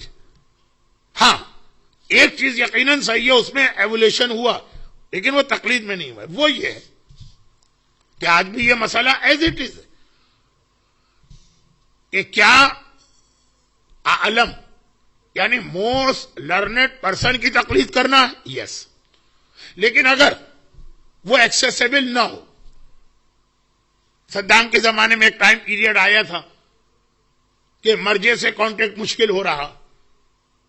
شاہ ایران کا جو باپ تھا اس کے زمانے میں ایک ٹائم آیا تھا. پتا ہے کہ نالج کے اعتبار سے یہ مرجے جو ہے اس کے علم سب سے زیادہ، لیکن اس سے ایکسس نہیں ہو پا رہا. یا جو آج میں نے مجلس میں شہید ثانی کا ذکر کیا، شہید ثانی کی نالج کون چیلنج کرے گا؟ مگر آٹومن امپائر کے بادشاہ نے 1 سال جیل میں ڈالا. شہید اول کہا جاتا ہے کہ شیعہ ہسٹری میں امام زمانہ کی غیبت سے آج تک شہید اول سے بڑا مجتہد کوئی نہیں گزرا، لیکن وہ قید میں تھے، جیل میں تھے۔ تو اب ایک سوال یہ ہے کہ تقلید کرنا سب سے بڑے مرجے کی، لیکن اگر اس تک ہم ایکسس نہیں رکھتے ہیں تو پھر کیا کریں؟ نماز تو پڑھنا ہے، روزہ تو رکھنا ہے، یا اگر کوئی ڈیلی لائف کا پرابلم آ گیا، شوہر نے بیوی کو طلاق دے دی، ابھی طلاق ویلڈ ہے کہ ویلڈ نہیں، مرجے کا فتویٰ نہیں مل رہا، تو یہ آج بھی کہا گیا کہ اس کا فتویٰ نہ ملے تو بھی جو سیکنڈ بیسٹ ہے اس کی طرف جاؤ، احتیاط واجب میں نہیں، فتوے میں، جب ایکسیسیبل نہیں۔ تو آج اس سے 400 سال پہلے، 500 سال پہلے، 800 سال پہلے عالم کے پاس کانٹیکٹ کرنا بہت مشکل تھا، پرنٹنگ پریس تھے نہیں، بکس چھپتی نہیں تھی۔ یہ بھی لوگ کہتے ہیں کہ کتابیں تو اب شائع، بھائی تو کتابیں آئی اب عالم اسلام میں۔ پہلا پرنٹنگ پریس جرمنی کے اندر آج سے 500 سال پہلے لگا، لیکن اسلامی دنیا میں 200 سال پہلے ایک چیز ہی موجود نہیں، ٹیلی فون ہے نہیں، ایئر ٹریولنگ ہے نہیں، ایک مسئلہ پوچھنے کے لیے کیسے جائیں گے ہر مسئلے کے لیے؟ تو وہاں جو آج بھی مسئلہ ہے کہ مجبوری میں جب مرجے تک ایکسس نہ ہو تو جو سیکنڈ ہے اس سے پوچھ لو، وہ نہ ہو تو تھرڈ سے پوچھ لو، وہ نہ ہو تو فورتھ سے پوچھ لو۔ اس وقت یہ تھا کہ لوگ اپنے لوکل مجتہد سے مسئلہ پوچھنے پر مجبور تھے، اور وہ مسئلہ ایز اٹ از آج بھی، اللہ نہ کرے، اللہ نہ کرے، اللہ نہ کرے، اگر کبھی کوئی ایسا ظالم نظام آ گیا کہ ہمارے جو ٹاپ 100 مرجے ہیں ان سب کو گرفتار کر کے جیل میں ڈال دیا گیا، تو ہم اپنے مسائل پھر کس سے پوچھیں گے جو 100 کے بعد آ رہا، چاہے وہ نالج میں کتنا ہی کم کیوں نہ ہو۔ یہ مسئلہ آج بھی ہے، یہ مسئلہ پہلے بھی تھا۔ آج کمیونیکیشن فاسٹ ہو گیا، اس مسئلے کی ضرورت نہیں، اس وقت کمیونیکیشن نہیں تھا، مسئلے کی ضرورت تھی، اس لیے اس پر عمل ہو رہا تھا۔ تو اس کو ایولیشن آف تقلید نہیں کہیں گے، فتویٰ اس وقت بھی وہی تھا، فتویٰ آج بھی وہی۔ یہی وجہ ہے کہ ہمارے جتنے پرانے مراجع، پرانے سے مطلب بہت پرانے، بالکل امام زمانہ کی غیبت کے قریب سید مرتضیٰ ہیں، مثلا شیخ طوسی ہیں، شیخ مفید ہیں، بالکل امام زمانہ کی غیبت کے قریب والے لوگ سال بھر اپنے مسئلے جمع کرتے تھے، پھر ایک ٹریولنگ کرتے تھے بغداد، اس وقت بغداد تھا سب سے اہم شہر، سال بھر مسئلے جمع کیے، ایک ٹریولنگ کی، سال کے بعد گئے، سارے مسئلے ان کے سامنے رکھے، کہا کہ ان کا جواب دیجیے۔ اب وہ پورا سال جو مسئلے پیش آتے رہے، جو جس پر عمل ضروری ہے وہ تو اس وقت عمل کر لیتے تھے، ایک سال کے بعد جا کے پوچھتے تھے، اور جو ان کا آئیڈیا تھا کہ یہ مسئلے آئندہ آ سکتے ہیں اس کا جواب ملتا تھا۔ باقاعدہ بکس ہیں ہمارے پاس کہ فلاں علاقے کے کسان لوگ آئے تھے، انہوں نے مسئلے پوچھے، مسائل التبانیات، پوری یہ کتاب ہے تبان لوگوں کی، فلاں شہر والے۔ تو یہ ساری چیزیں ہیں، کوئی اگر اسپیکر نالج حاصل نہ کرے، پڑھے نہیں اپنی ہسٹری، فقہ کو نہ جانتا ہو، تو یہ تو ظلم اور زیادتی ہے کہ وہ آ کے لوگوں کو اس طرح سی لیک آف نالج کی وجہ سے غلط انفارمیشن دے۔ تو یہ سید مرتضیٰ، یہ شیخ مفید، یہ بالکل ہمارے شروع زمانے کے 4th یا 5th مرجے بنیں گے امام زمانہ سے اگر آپ ملائیے گا۔ باقاعدہ کتابیں ان کی ہے کہ لوگ ایک سال بعد آ کے مسئلہ پوچھتے تھے، لیکن ڈیورنگ دس ایئر وہ کیا کریں گے؟ جو ان کے شہر کا لوکل عالم ہے اس سے مسئلہ پوچھیں گے۔ تو یہ تو بہت ڈسکشن کا ٹاپک ہو جائے گا، تو میں جلدی ختم کروں۔ In the current situation of world, ہاں اب یہ سوال جو ہے نا یہ Q&A میں نہیں آ سکتا، یہ سوال بہت پوچھا جاتا، عراق میں یا سیریا میں جو حالت ہے، یا جب پاکستان میں کلنگ بہت زیادہ تھی، ہے تو آج بھی، تو ہم ویسٹ میں رہنے والے ان کی کیا ہیلپ کریں؟ تو بہت ہی جرنلائز سوال ہے، اس کو چھوڑ دیجیے۔ اس کے بعد یہ سوال کہ ہاں روزہ، یہ جو فاسٹنگ آج کل اتنی لمبی ہو گئی ہے، اس کا ٹائم، اس کا ڈیوریشن، اس کے بارے میں یہ سوال پوچھا گیا۔ اچھا، اب سوال یہ نہیں پوچھا گیا ہے کہ ہمیں کیا کرنا، سوال یہ پوچھا گیا کہ بعض مراجع نے پھر یہ پرمیشن دی ہے کہ آپ روزہ اتنا لمبا نہ رکھیں، ڈاؤن ٹو ڈسک جسے کہتے ہیں، بلکہ جو نارمل سٹیز کا ڈیوریشن ہے 12 گھنٹے 14 گھنٹے، اتنا روزہ رکھ لیجیے۔ ہم مقلد ہیں آغا سیستانی کے، لیکن ایک مسئلہ تبعیض بھی ہے کہ ایک آدمی ڈفرینٹ مراجع کی تقلید کر سکتا ہے، تو اس میں ہم کسی اور مرجع کی بات ماننا چاہتے ہیں۔ تو میں اس پورے ڈسکشن کو تو نہیں چھیڑوں گا جبکہ ٹائم پورا ہو رہا ہے۔ اس وقت کرنٹ سچویشن اور کرنٹ پوزیشن میں تبعیض جائز ہی نہیں، یہ تھیوری کی حد تک تو ہے، پریکٹیکلی یہ جائز ہی نہیں، ایک بات. اور خاص طور پر جن علماء کے نام آتے ہیں کہ انہوں نے روزے کا ڈیوریشن ایک ذرا سا کم کر دیا ہے، کہا ایک نارمل سٹی کو دیکھو، وہ تو مراجع بھی نہیں.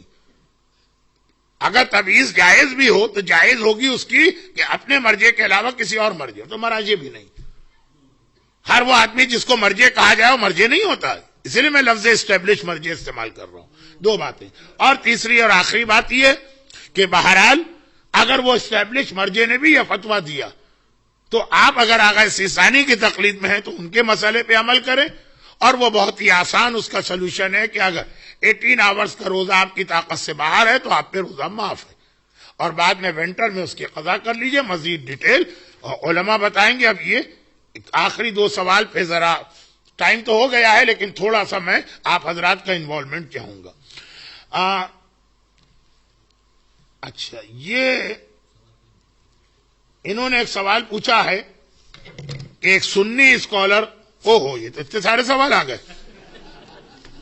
تو جائیے آپ جا کے پہلے جماعت سے تھوڑا سا ٹائم زیادہ لے کر آئیے میرے لیے.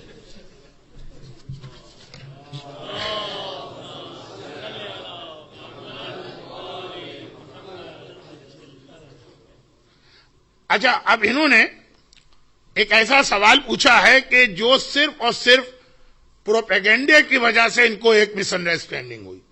لکھتے ہیں کہ ایک سنی اسکالر بہت ہی فیمس ہیں، آج کل پاکستان کی پالیٹکس میں بھی بہت انوالو ہوئے ہیں. وہ یہ کہتے ہیں، یوٹیوب پر ہے کلپ، کہ باغ فدق جو تھا وہ جو شہزادی فاطمہ سے لیا گیا تو قرآن کی جو آیتیں ہیں وہ سورہ حشر کی آیتوں کی تلاوت کرتے ہیں، اس کے اعتبار سے بالکل ٹھیک لیا گیا. اور وہ جو قرآن جو ہے سورہ حشر میں جو کہہ رہا ہے وہ کہ یہ رسول کو رسالت کی وجہ سے یہ پراپرٹی ملی ہے، چنانچہ جب رسول کے بعد ان کا سکسیسر آئے گا یہ اس کا حق ہوگا، یعنی یہ اسٹیٹ کی پراپرٹی ہے. یہ لکھتے ہیں کہ مجھے بلیو ہے کہ یہ تو بالکل رانگ نظریہ ہے، مگر ہمارے شیعہ علماء آخر پروف کے ساتھ سنی تفسیروں سے یہ کیوں نہیں بتاتے کہ باغ فدق کیا ایکچوئل کیا پوزیشن ہے؟ کون نہیں بتاتا؟ 1400 سال سے باغ فدق کے سبجیکٹ پر ہمارے علماء کتابیں لکھی، اسپیچز کیے، مناظرے کیے، ڈیبیٹ میں انوالو ہوئے، ہر طرح سے ثابت کیا. لیکن وہ پروپیگنڈا کرتے ہیں کہ اس کا کوئی جواب آج تک کسی نے نہیں دیا. خود اسی یوٹیوب پہ جائیے اور باغ فدق پہ جا کے چیک کریں تو کتنے شیعہ اسکالرز کی اور واقعاً بڑی اسکالر والی اسپیچز آپ کو ملیں گی. شہید باقر صدر جیسے عظیم عالم نے باغ فدق پہ کتاب لکھی، وہ ساری چیزیں اس میں موجود. اور خالی شہید صدر نہیں، شروع زمانے سے لے کے آج تک. لیکن ہوتا یہی ہے نا کہ جتنی سنی کتابوں کا، سنی تو نہیں کہوں گا، اینٹی شیعہ کتابوں کا ہمارے علماء نے جواب دے دیا، اور ایسا سیٹسفیکٹری کہ غیر شیعہ شیعہ ہو گئے. ہمارے علماء نے جواب دیا، پھر بھی وہی بک چھاپتے ہیں وہ لوگ دشمن اہل بیت، ہیڈنگ ڈالتے ہیں کہ یہ وہ کتاب ہے جس کا آج تک کوئی ریپلائی نہیں ہوا. اب یہ پروپیگنڈا، اس کا کیا علاج کیا جائے؟ ہمارے ریسورسز کم ہیں، ہم پروپیگنڈے کے اندر ان کا مقابلہ نہیں کر پا رہے ہیں. ہمارے یہاں ایک آدمی آئی ٹی کا ماہر بیٹھے گا، ان کے یہاں 500 بیٹھ جائیں گے، پاپولیشن بہت زیادہ. تو باغ فدق کے بارے میں اگر آپ نے یہ کہا کہ ہمارے علماء کیوں اس کو نہیں بتاتے تو مجھے بڑی حیرت. اس ٹاپک پہ اتنے علماء نے تقریریں کی، اتنے علماء نے کتابیں لکھی، اتنے علماء نے پروف کیا کہ باغ فدق کی وجہ سے بہت سے سنی غیر شیعہ شیعہ ہوئے، کہ شہزادی کا یہ حق غصب کیا گیا اور ثابت ہو گیا کہ شہزادی کا حق ہے. تو یہ سب کچھ ہے. یہ الگ بات ہے کہ آپ کی نالج میں نہ ہو. گوگل کے سرچ انجن میں جا کے باغ فدق کو آپ ٹائپ کریں، آپ کو سارے شیعہ علماء کے، بلکہ بڑے انٹرسٹنگ بعد آپ کو ویڈیو ملیں گے جہاں فیس ٹو فیس نان شیعہ اسکالر سے بات ہو رہی ہے. آخر میں وہ یا اپنی شکست مان لیتا ہے یا اٹھ کے چلا جاتا ہے. سیکنڈلی فی آرگنائزیشن،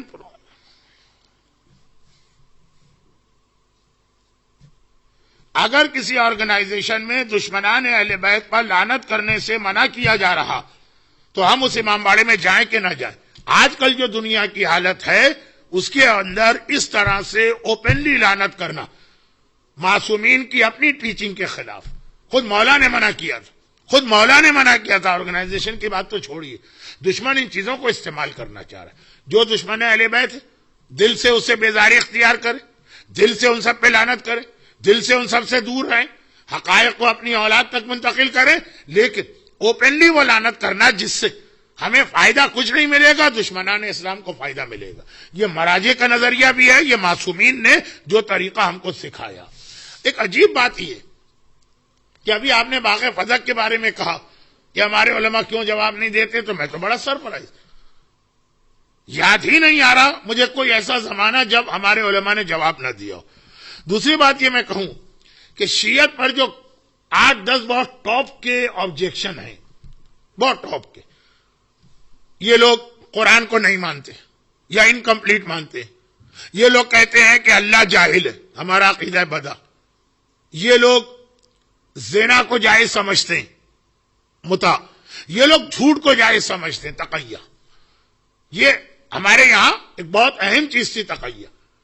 اب آج کی جنریشن بھول گئی اس بات کو کہ جس طرح سے شیعت میں بدا کا عقیدہ, جس طرح شیعت کے اندر اور ایسے نظریات, اس طرح تقیہ بہت اہم ہمارا عقیدہ تھا کہ 1400 سال تک اس کی وجہ سے ہمیں جھوٹ کا تانا دیا گیا, اور ہمارے علماء نے جواب دیا کہ نہیں, تقیہ اسلام میں ہے. اور معصوم نے کہا دینی و دین و آبائی, یہ میرا بھی دین ہے, میرے بزرگوں کا بھی دین.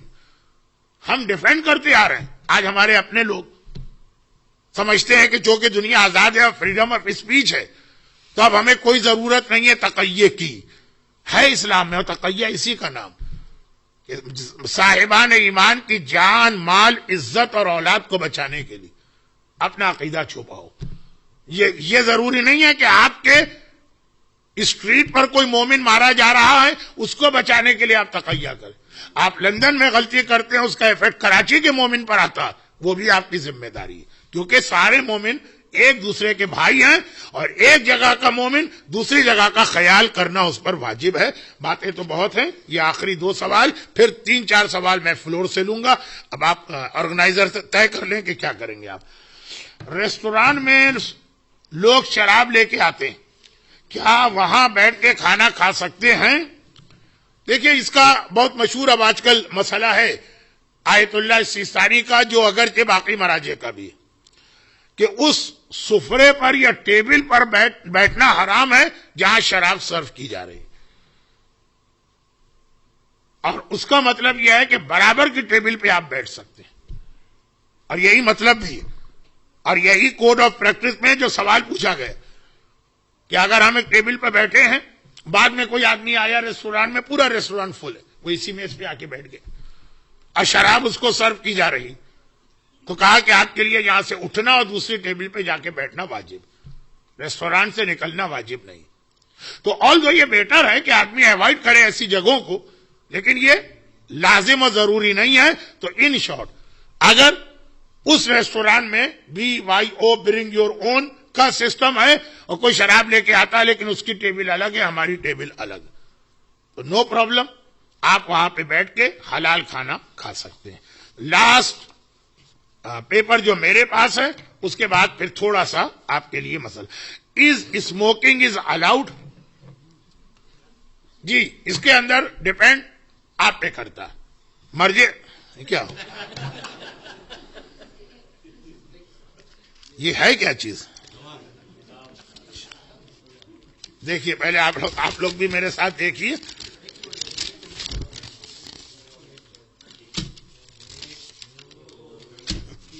اور اوپر سے لے کے نیچے تک. اب آپ یعنی میں جس نے اتنی محنت سے لکھا, میں اس کا مذاق نہیں اڑا رہا, اس کی توہین نہیں کر رہا, لیکن Q&A سیشن میں ایک آدمی اگر 4 یا فل اسکیپ A4 پیپر کا سوال دے تو بہت مشکل ہے. البتہ میں اس کو لے جاتا ہوں, حفاظت سے رکھتا ہوں, کوشش کروں گا کہ اگر اس میں بہت ہی جرنلائز قسم کے سوال ہیں تو تھوڑا بہت مجلس میں اس کا تذکرہ آ جائے. اس کو میں پھینک نہیں رہا ہوں, اس کو میں ٹریچ میں نہیں ڈال رہا ہوں, اس کی توہین نہیں کر رہا ہوں, اپنی خالی مجبوری بتا رہا ہوں کہ وائی یہاں پہ یہ کیوں ممکن نہیں.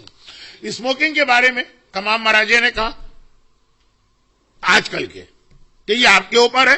اگر اسموکنگ پروف ہو گیا کہ ہارمفل ہے فار یور اون ہیلتھ، یہ انڈیویجول کا مسئلہ ہے، پوری سوسائٹی کا نہیں. اوور آل تو یہ اسموکنگ کے بہت نقصان، لیکن اگر آپ کے لیے یہ ہارمفل ہے تو وہ حرام ہے، اس کی اجازت نہیں.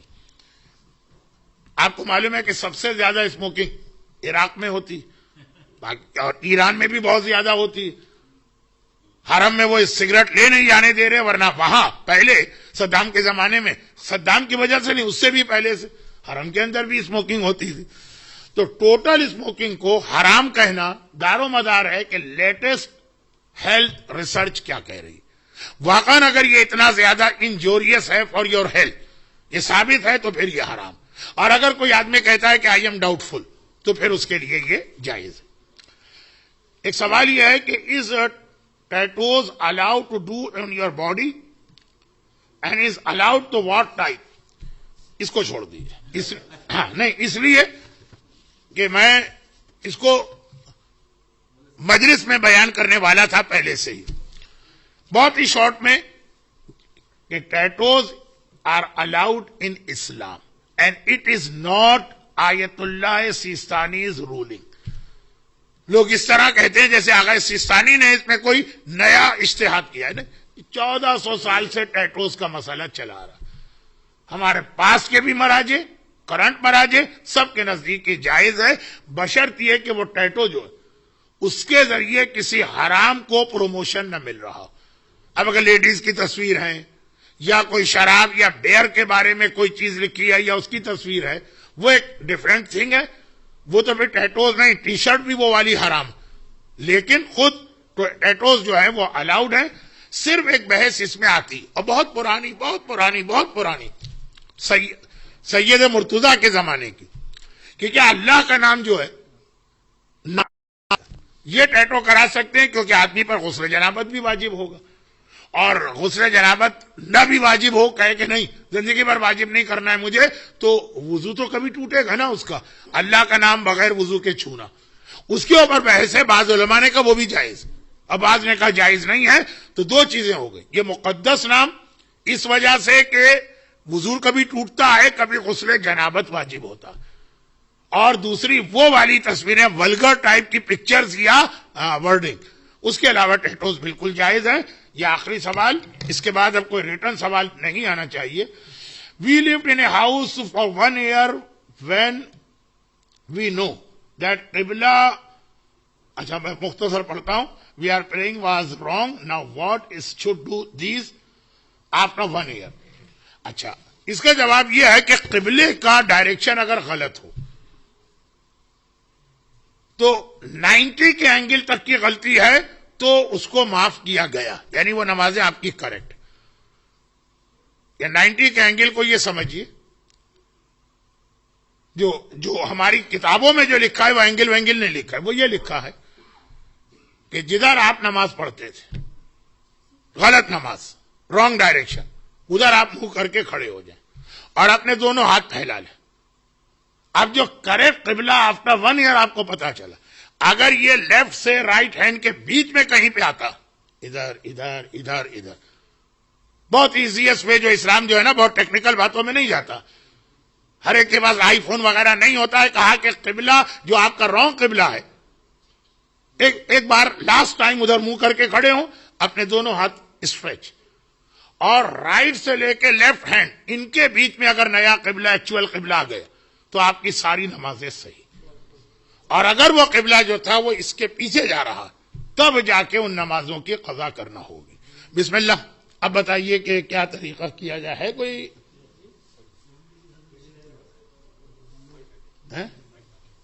نہیں وہ تو صحیح ہے، لیکن اب ٹائم ٹھیک ہے. نہیں مائک پر تو ہے، لیکن ابھی کریں گے فنش.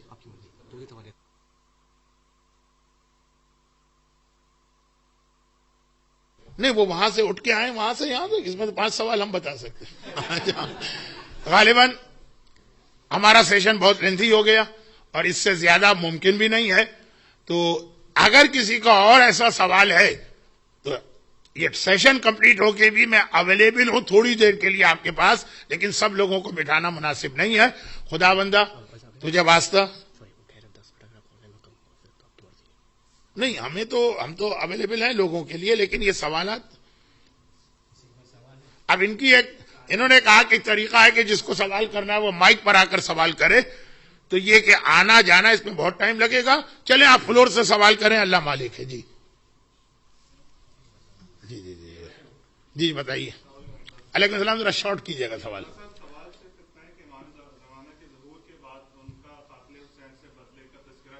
جی جی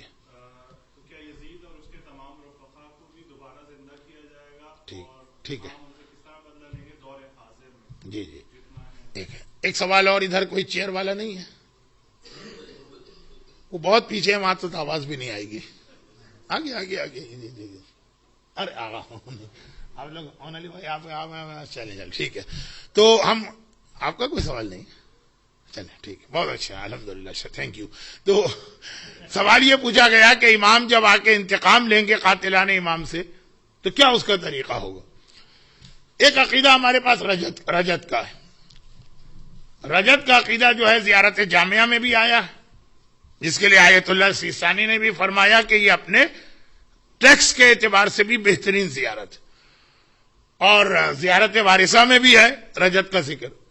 رجت کا مطلب یہ ہے کہ تمام امام 1 بائی 1 واپس آئیں گے، اور خالی وہ نہیں آئیں گے، ان کے جتنے دشمن تھے وہ بھی آئیں گے، اور پھر وہ ہر امام اپنے زمانے کے دشمنوں سے خود ریونج لے گا. تو یزید اور یزید کا سارا لشکر بھی دوبارہ آئے گا، اور امام حسین بھی آئیں گے. امام زمانہ ریونج نہیں لیں گے، خود امام حسین اور جناب عباس اور کربلا کا جہاد دوبارہ پراپر طریقے سے ہوگا اور ان سے انتقام لیا جائے گا. اچھا یہ بتا دوں کہ یہ رجت کا عقیدہ ہمارے اصول دین میں شامل نہیں، عقائد میں شامل نہیں. بہت زیادہ روایتوں میں ذکر ہے، میں بھی بہت زیادہ پڑھتا رہتا ہوں، لیکن بہرحال ہمارے صحیح جو اسکالرز ہیں علماء، ان میں سے بعض نے اس سے اختلاف بھی کیا، کیونکہ آج کل اختلاف تو ہر چیز میں ہوتا ہے، لیکن میجورٹی آف مراجع انکلوڈنگ آیت اللہ سیستانی اور انکلوڈنگ آیت اللہ وحید خراسانی رجت کے عقیدے کے قائل ہیں، اور وہ یہی ہے کہ یزید بھی دوبارہ زندہ ہوگا. تو پروردگارہ جلد از جلد وہ زمانہ لے کے آ کہ ہم اپنے امام زمانہ کی زیارت کریں. یزید جب دنیا میں دوبارہ آئے تو ہمیں آقا حسین کے لشکر میں شامل کر کے اس دنیا میں دوبارہ بھیجنا. خدا بندہ اس غیبت امام کے پرفتن ماحول میں ہمیں دین کا زیادہ سے زیادہ علم اور صحیح معرفت اور سمجھ کی توفیق عطا فرما. آج کے زمانے کے فتنوں سے ہمیں اور ہماری اولاد کو محفوظ فرما. جو لوگ اتنی دیر تک اس سیشن میں بیٹھے ہیں آج کے دن بھی اتنی مجلسوں کے بعد، خدا بندہ ان کی توفیقات بڑھا، ان کی حاجتیں پوری فرما، ان کے بیماروں کو شفائے کاملہ عطا فرما، انہیں دنیا اور آخرت کی ساری خوشیاں نصیب فرما. ربنا تقبل منا انک انت السمیع العلیم.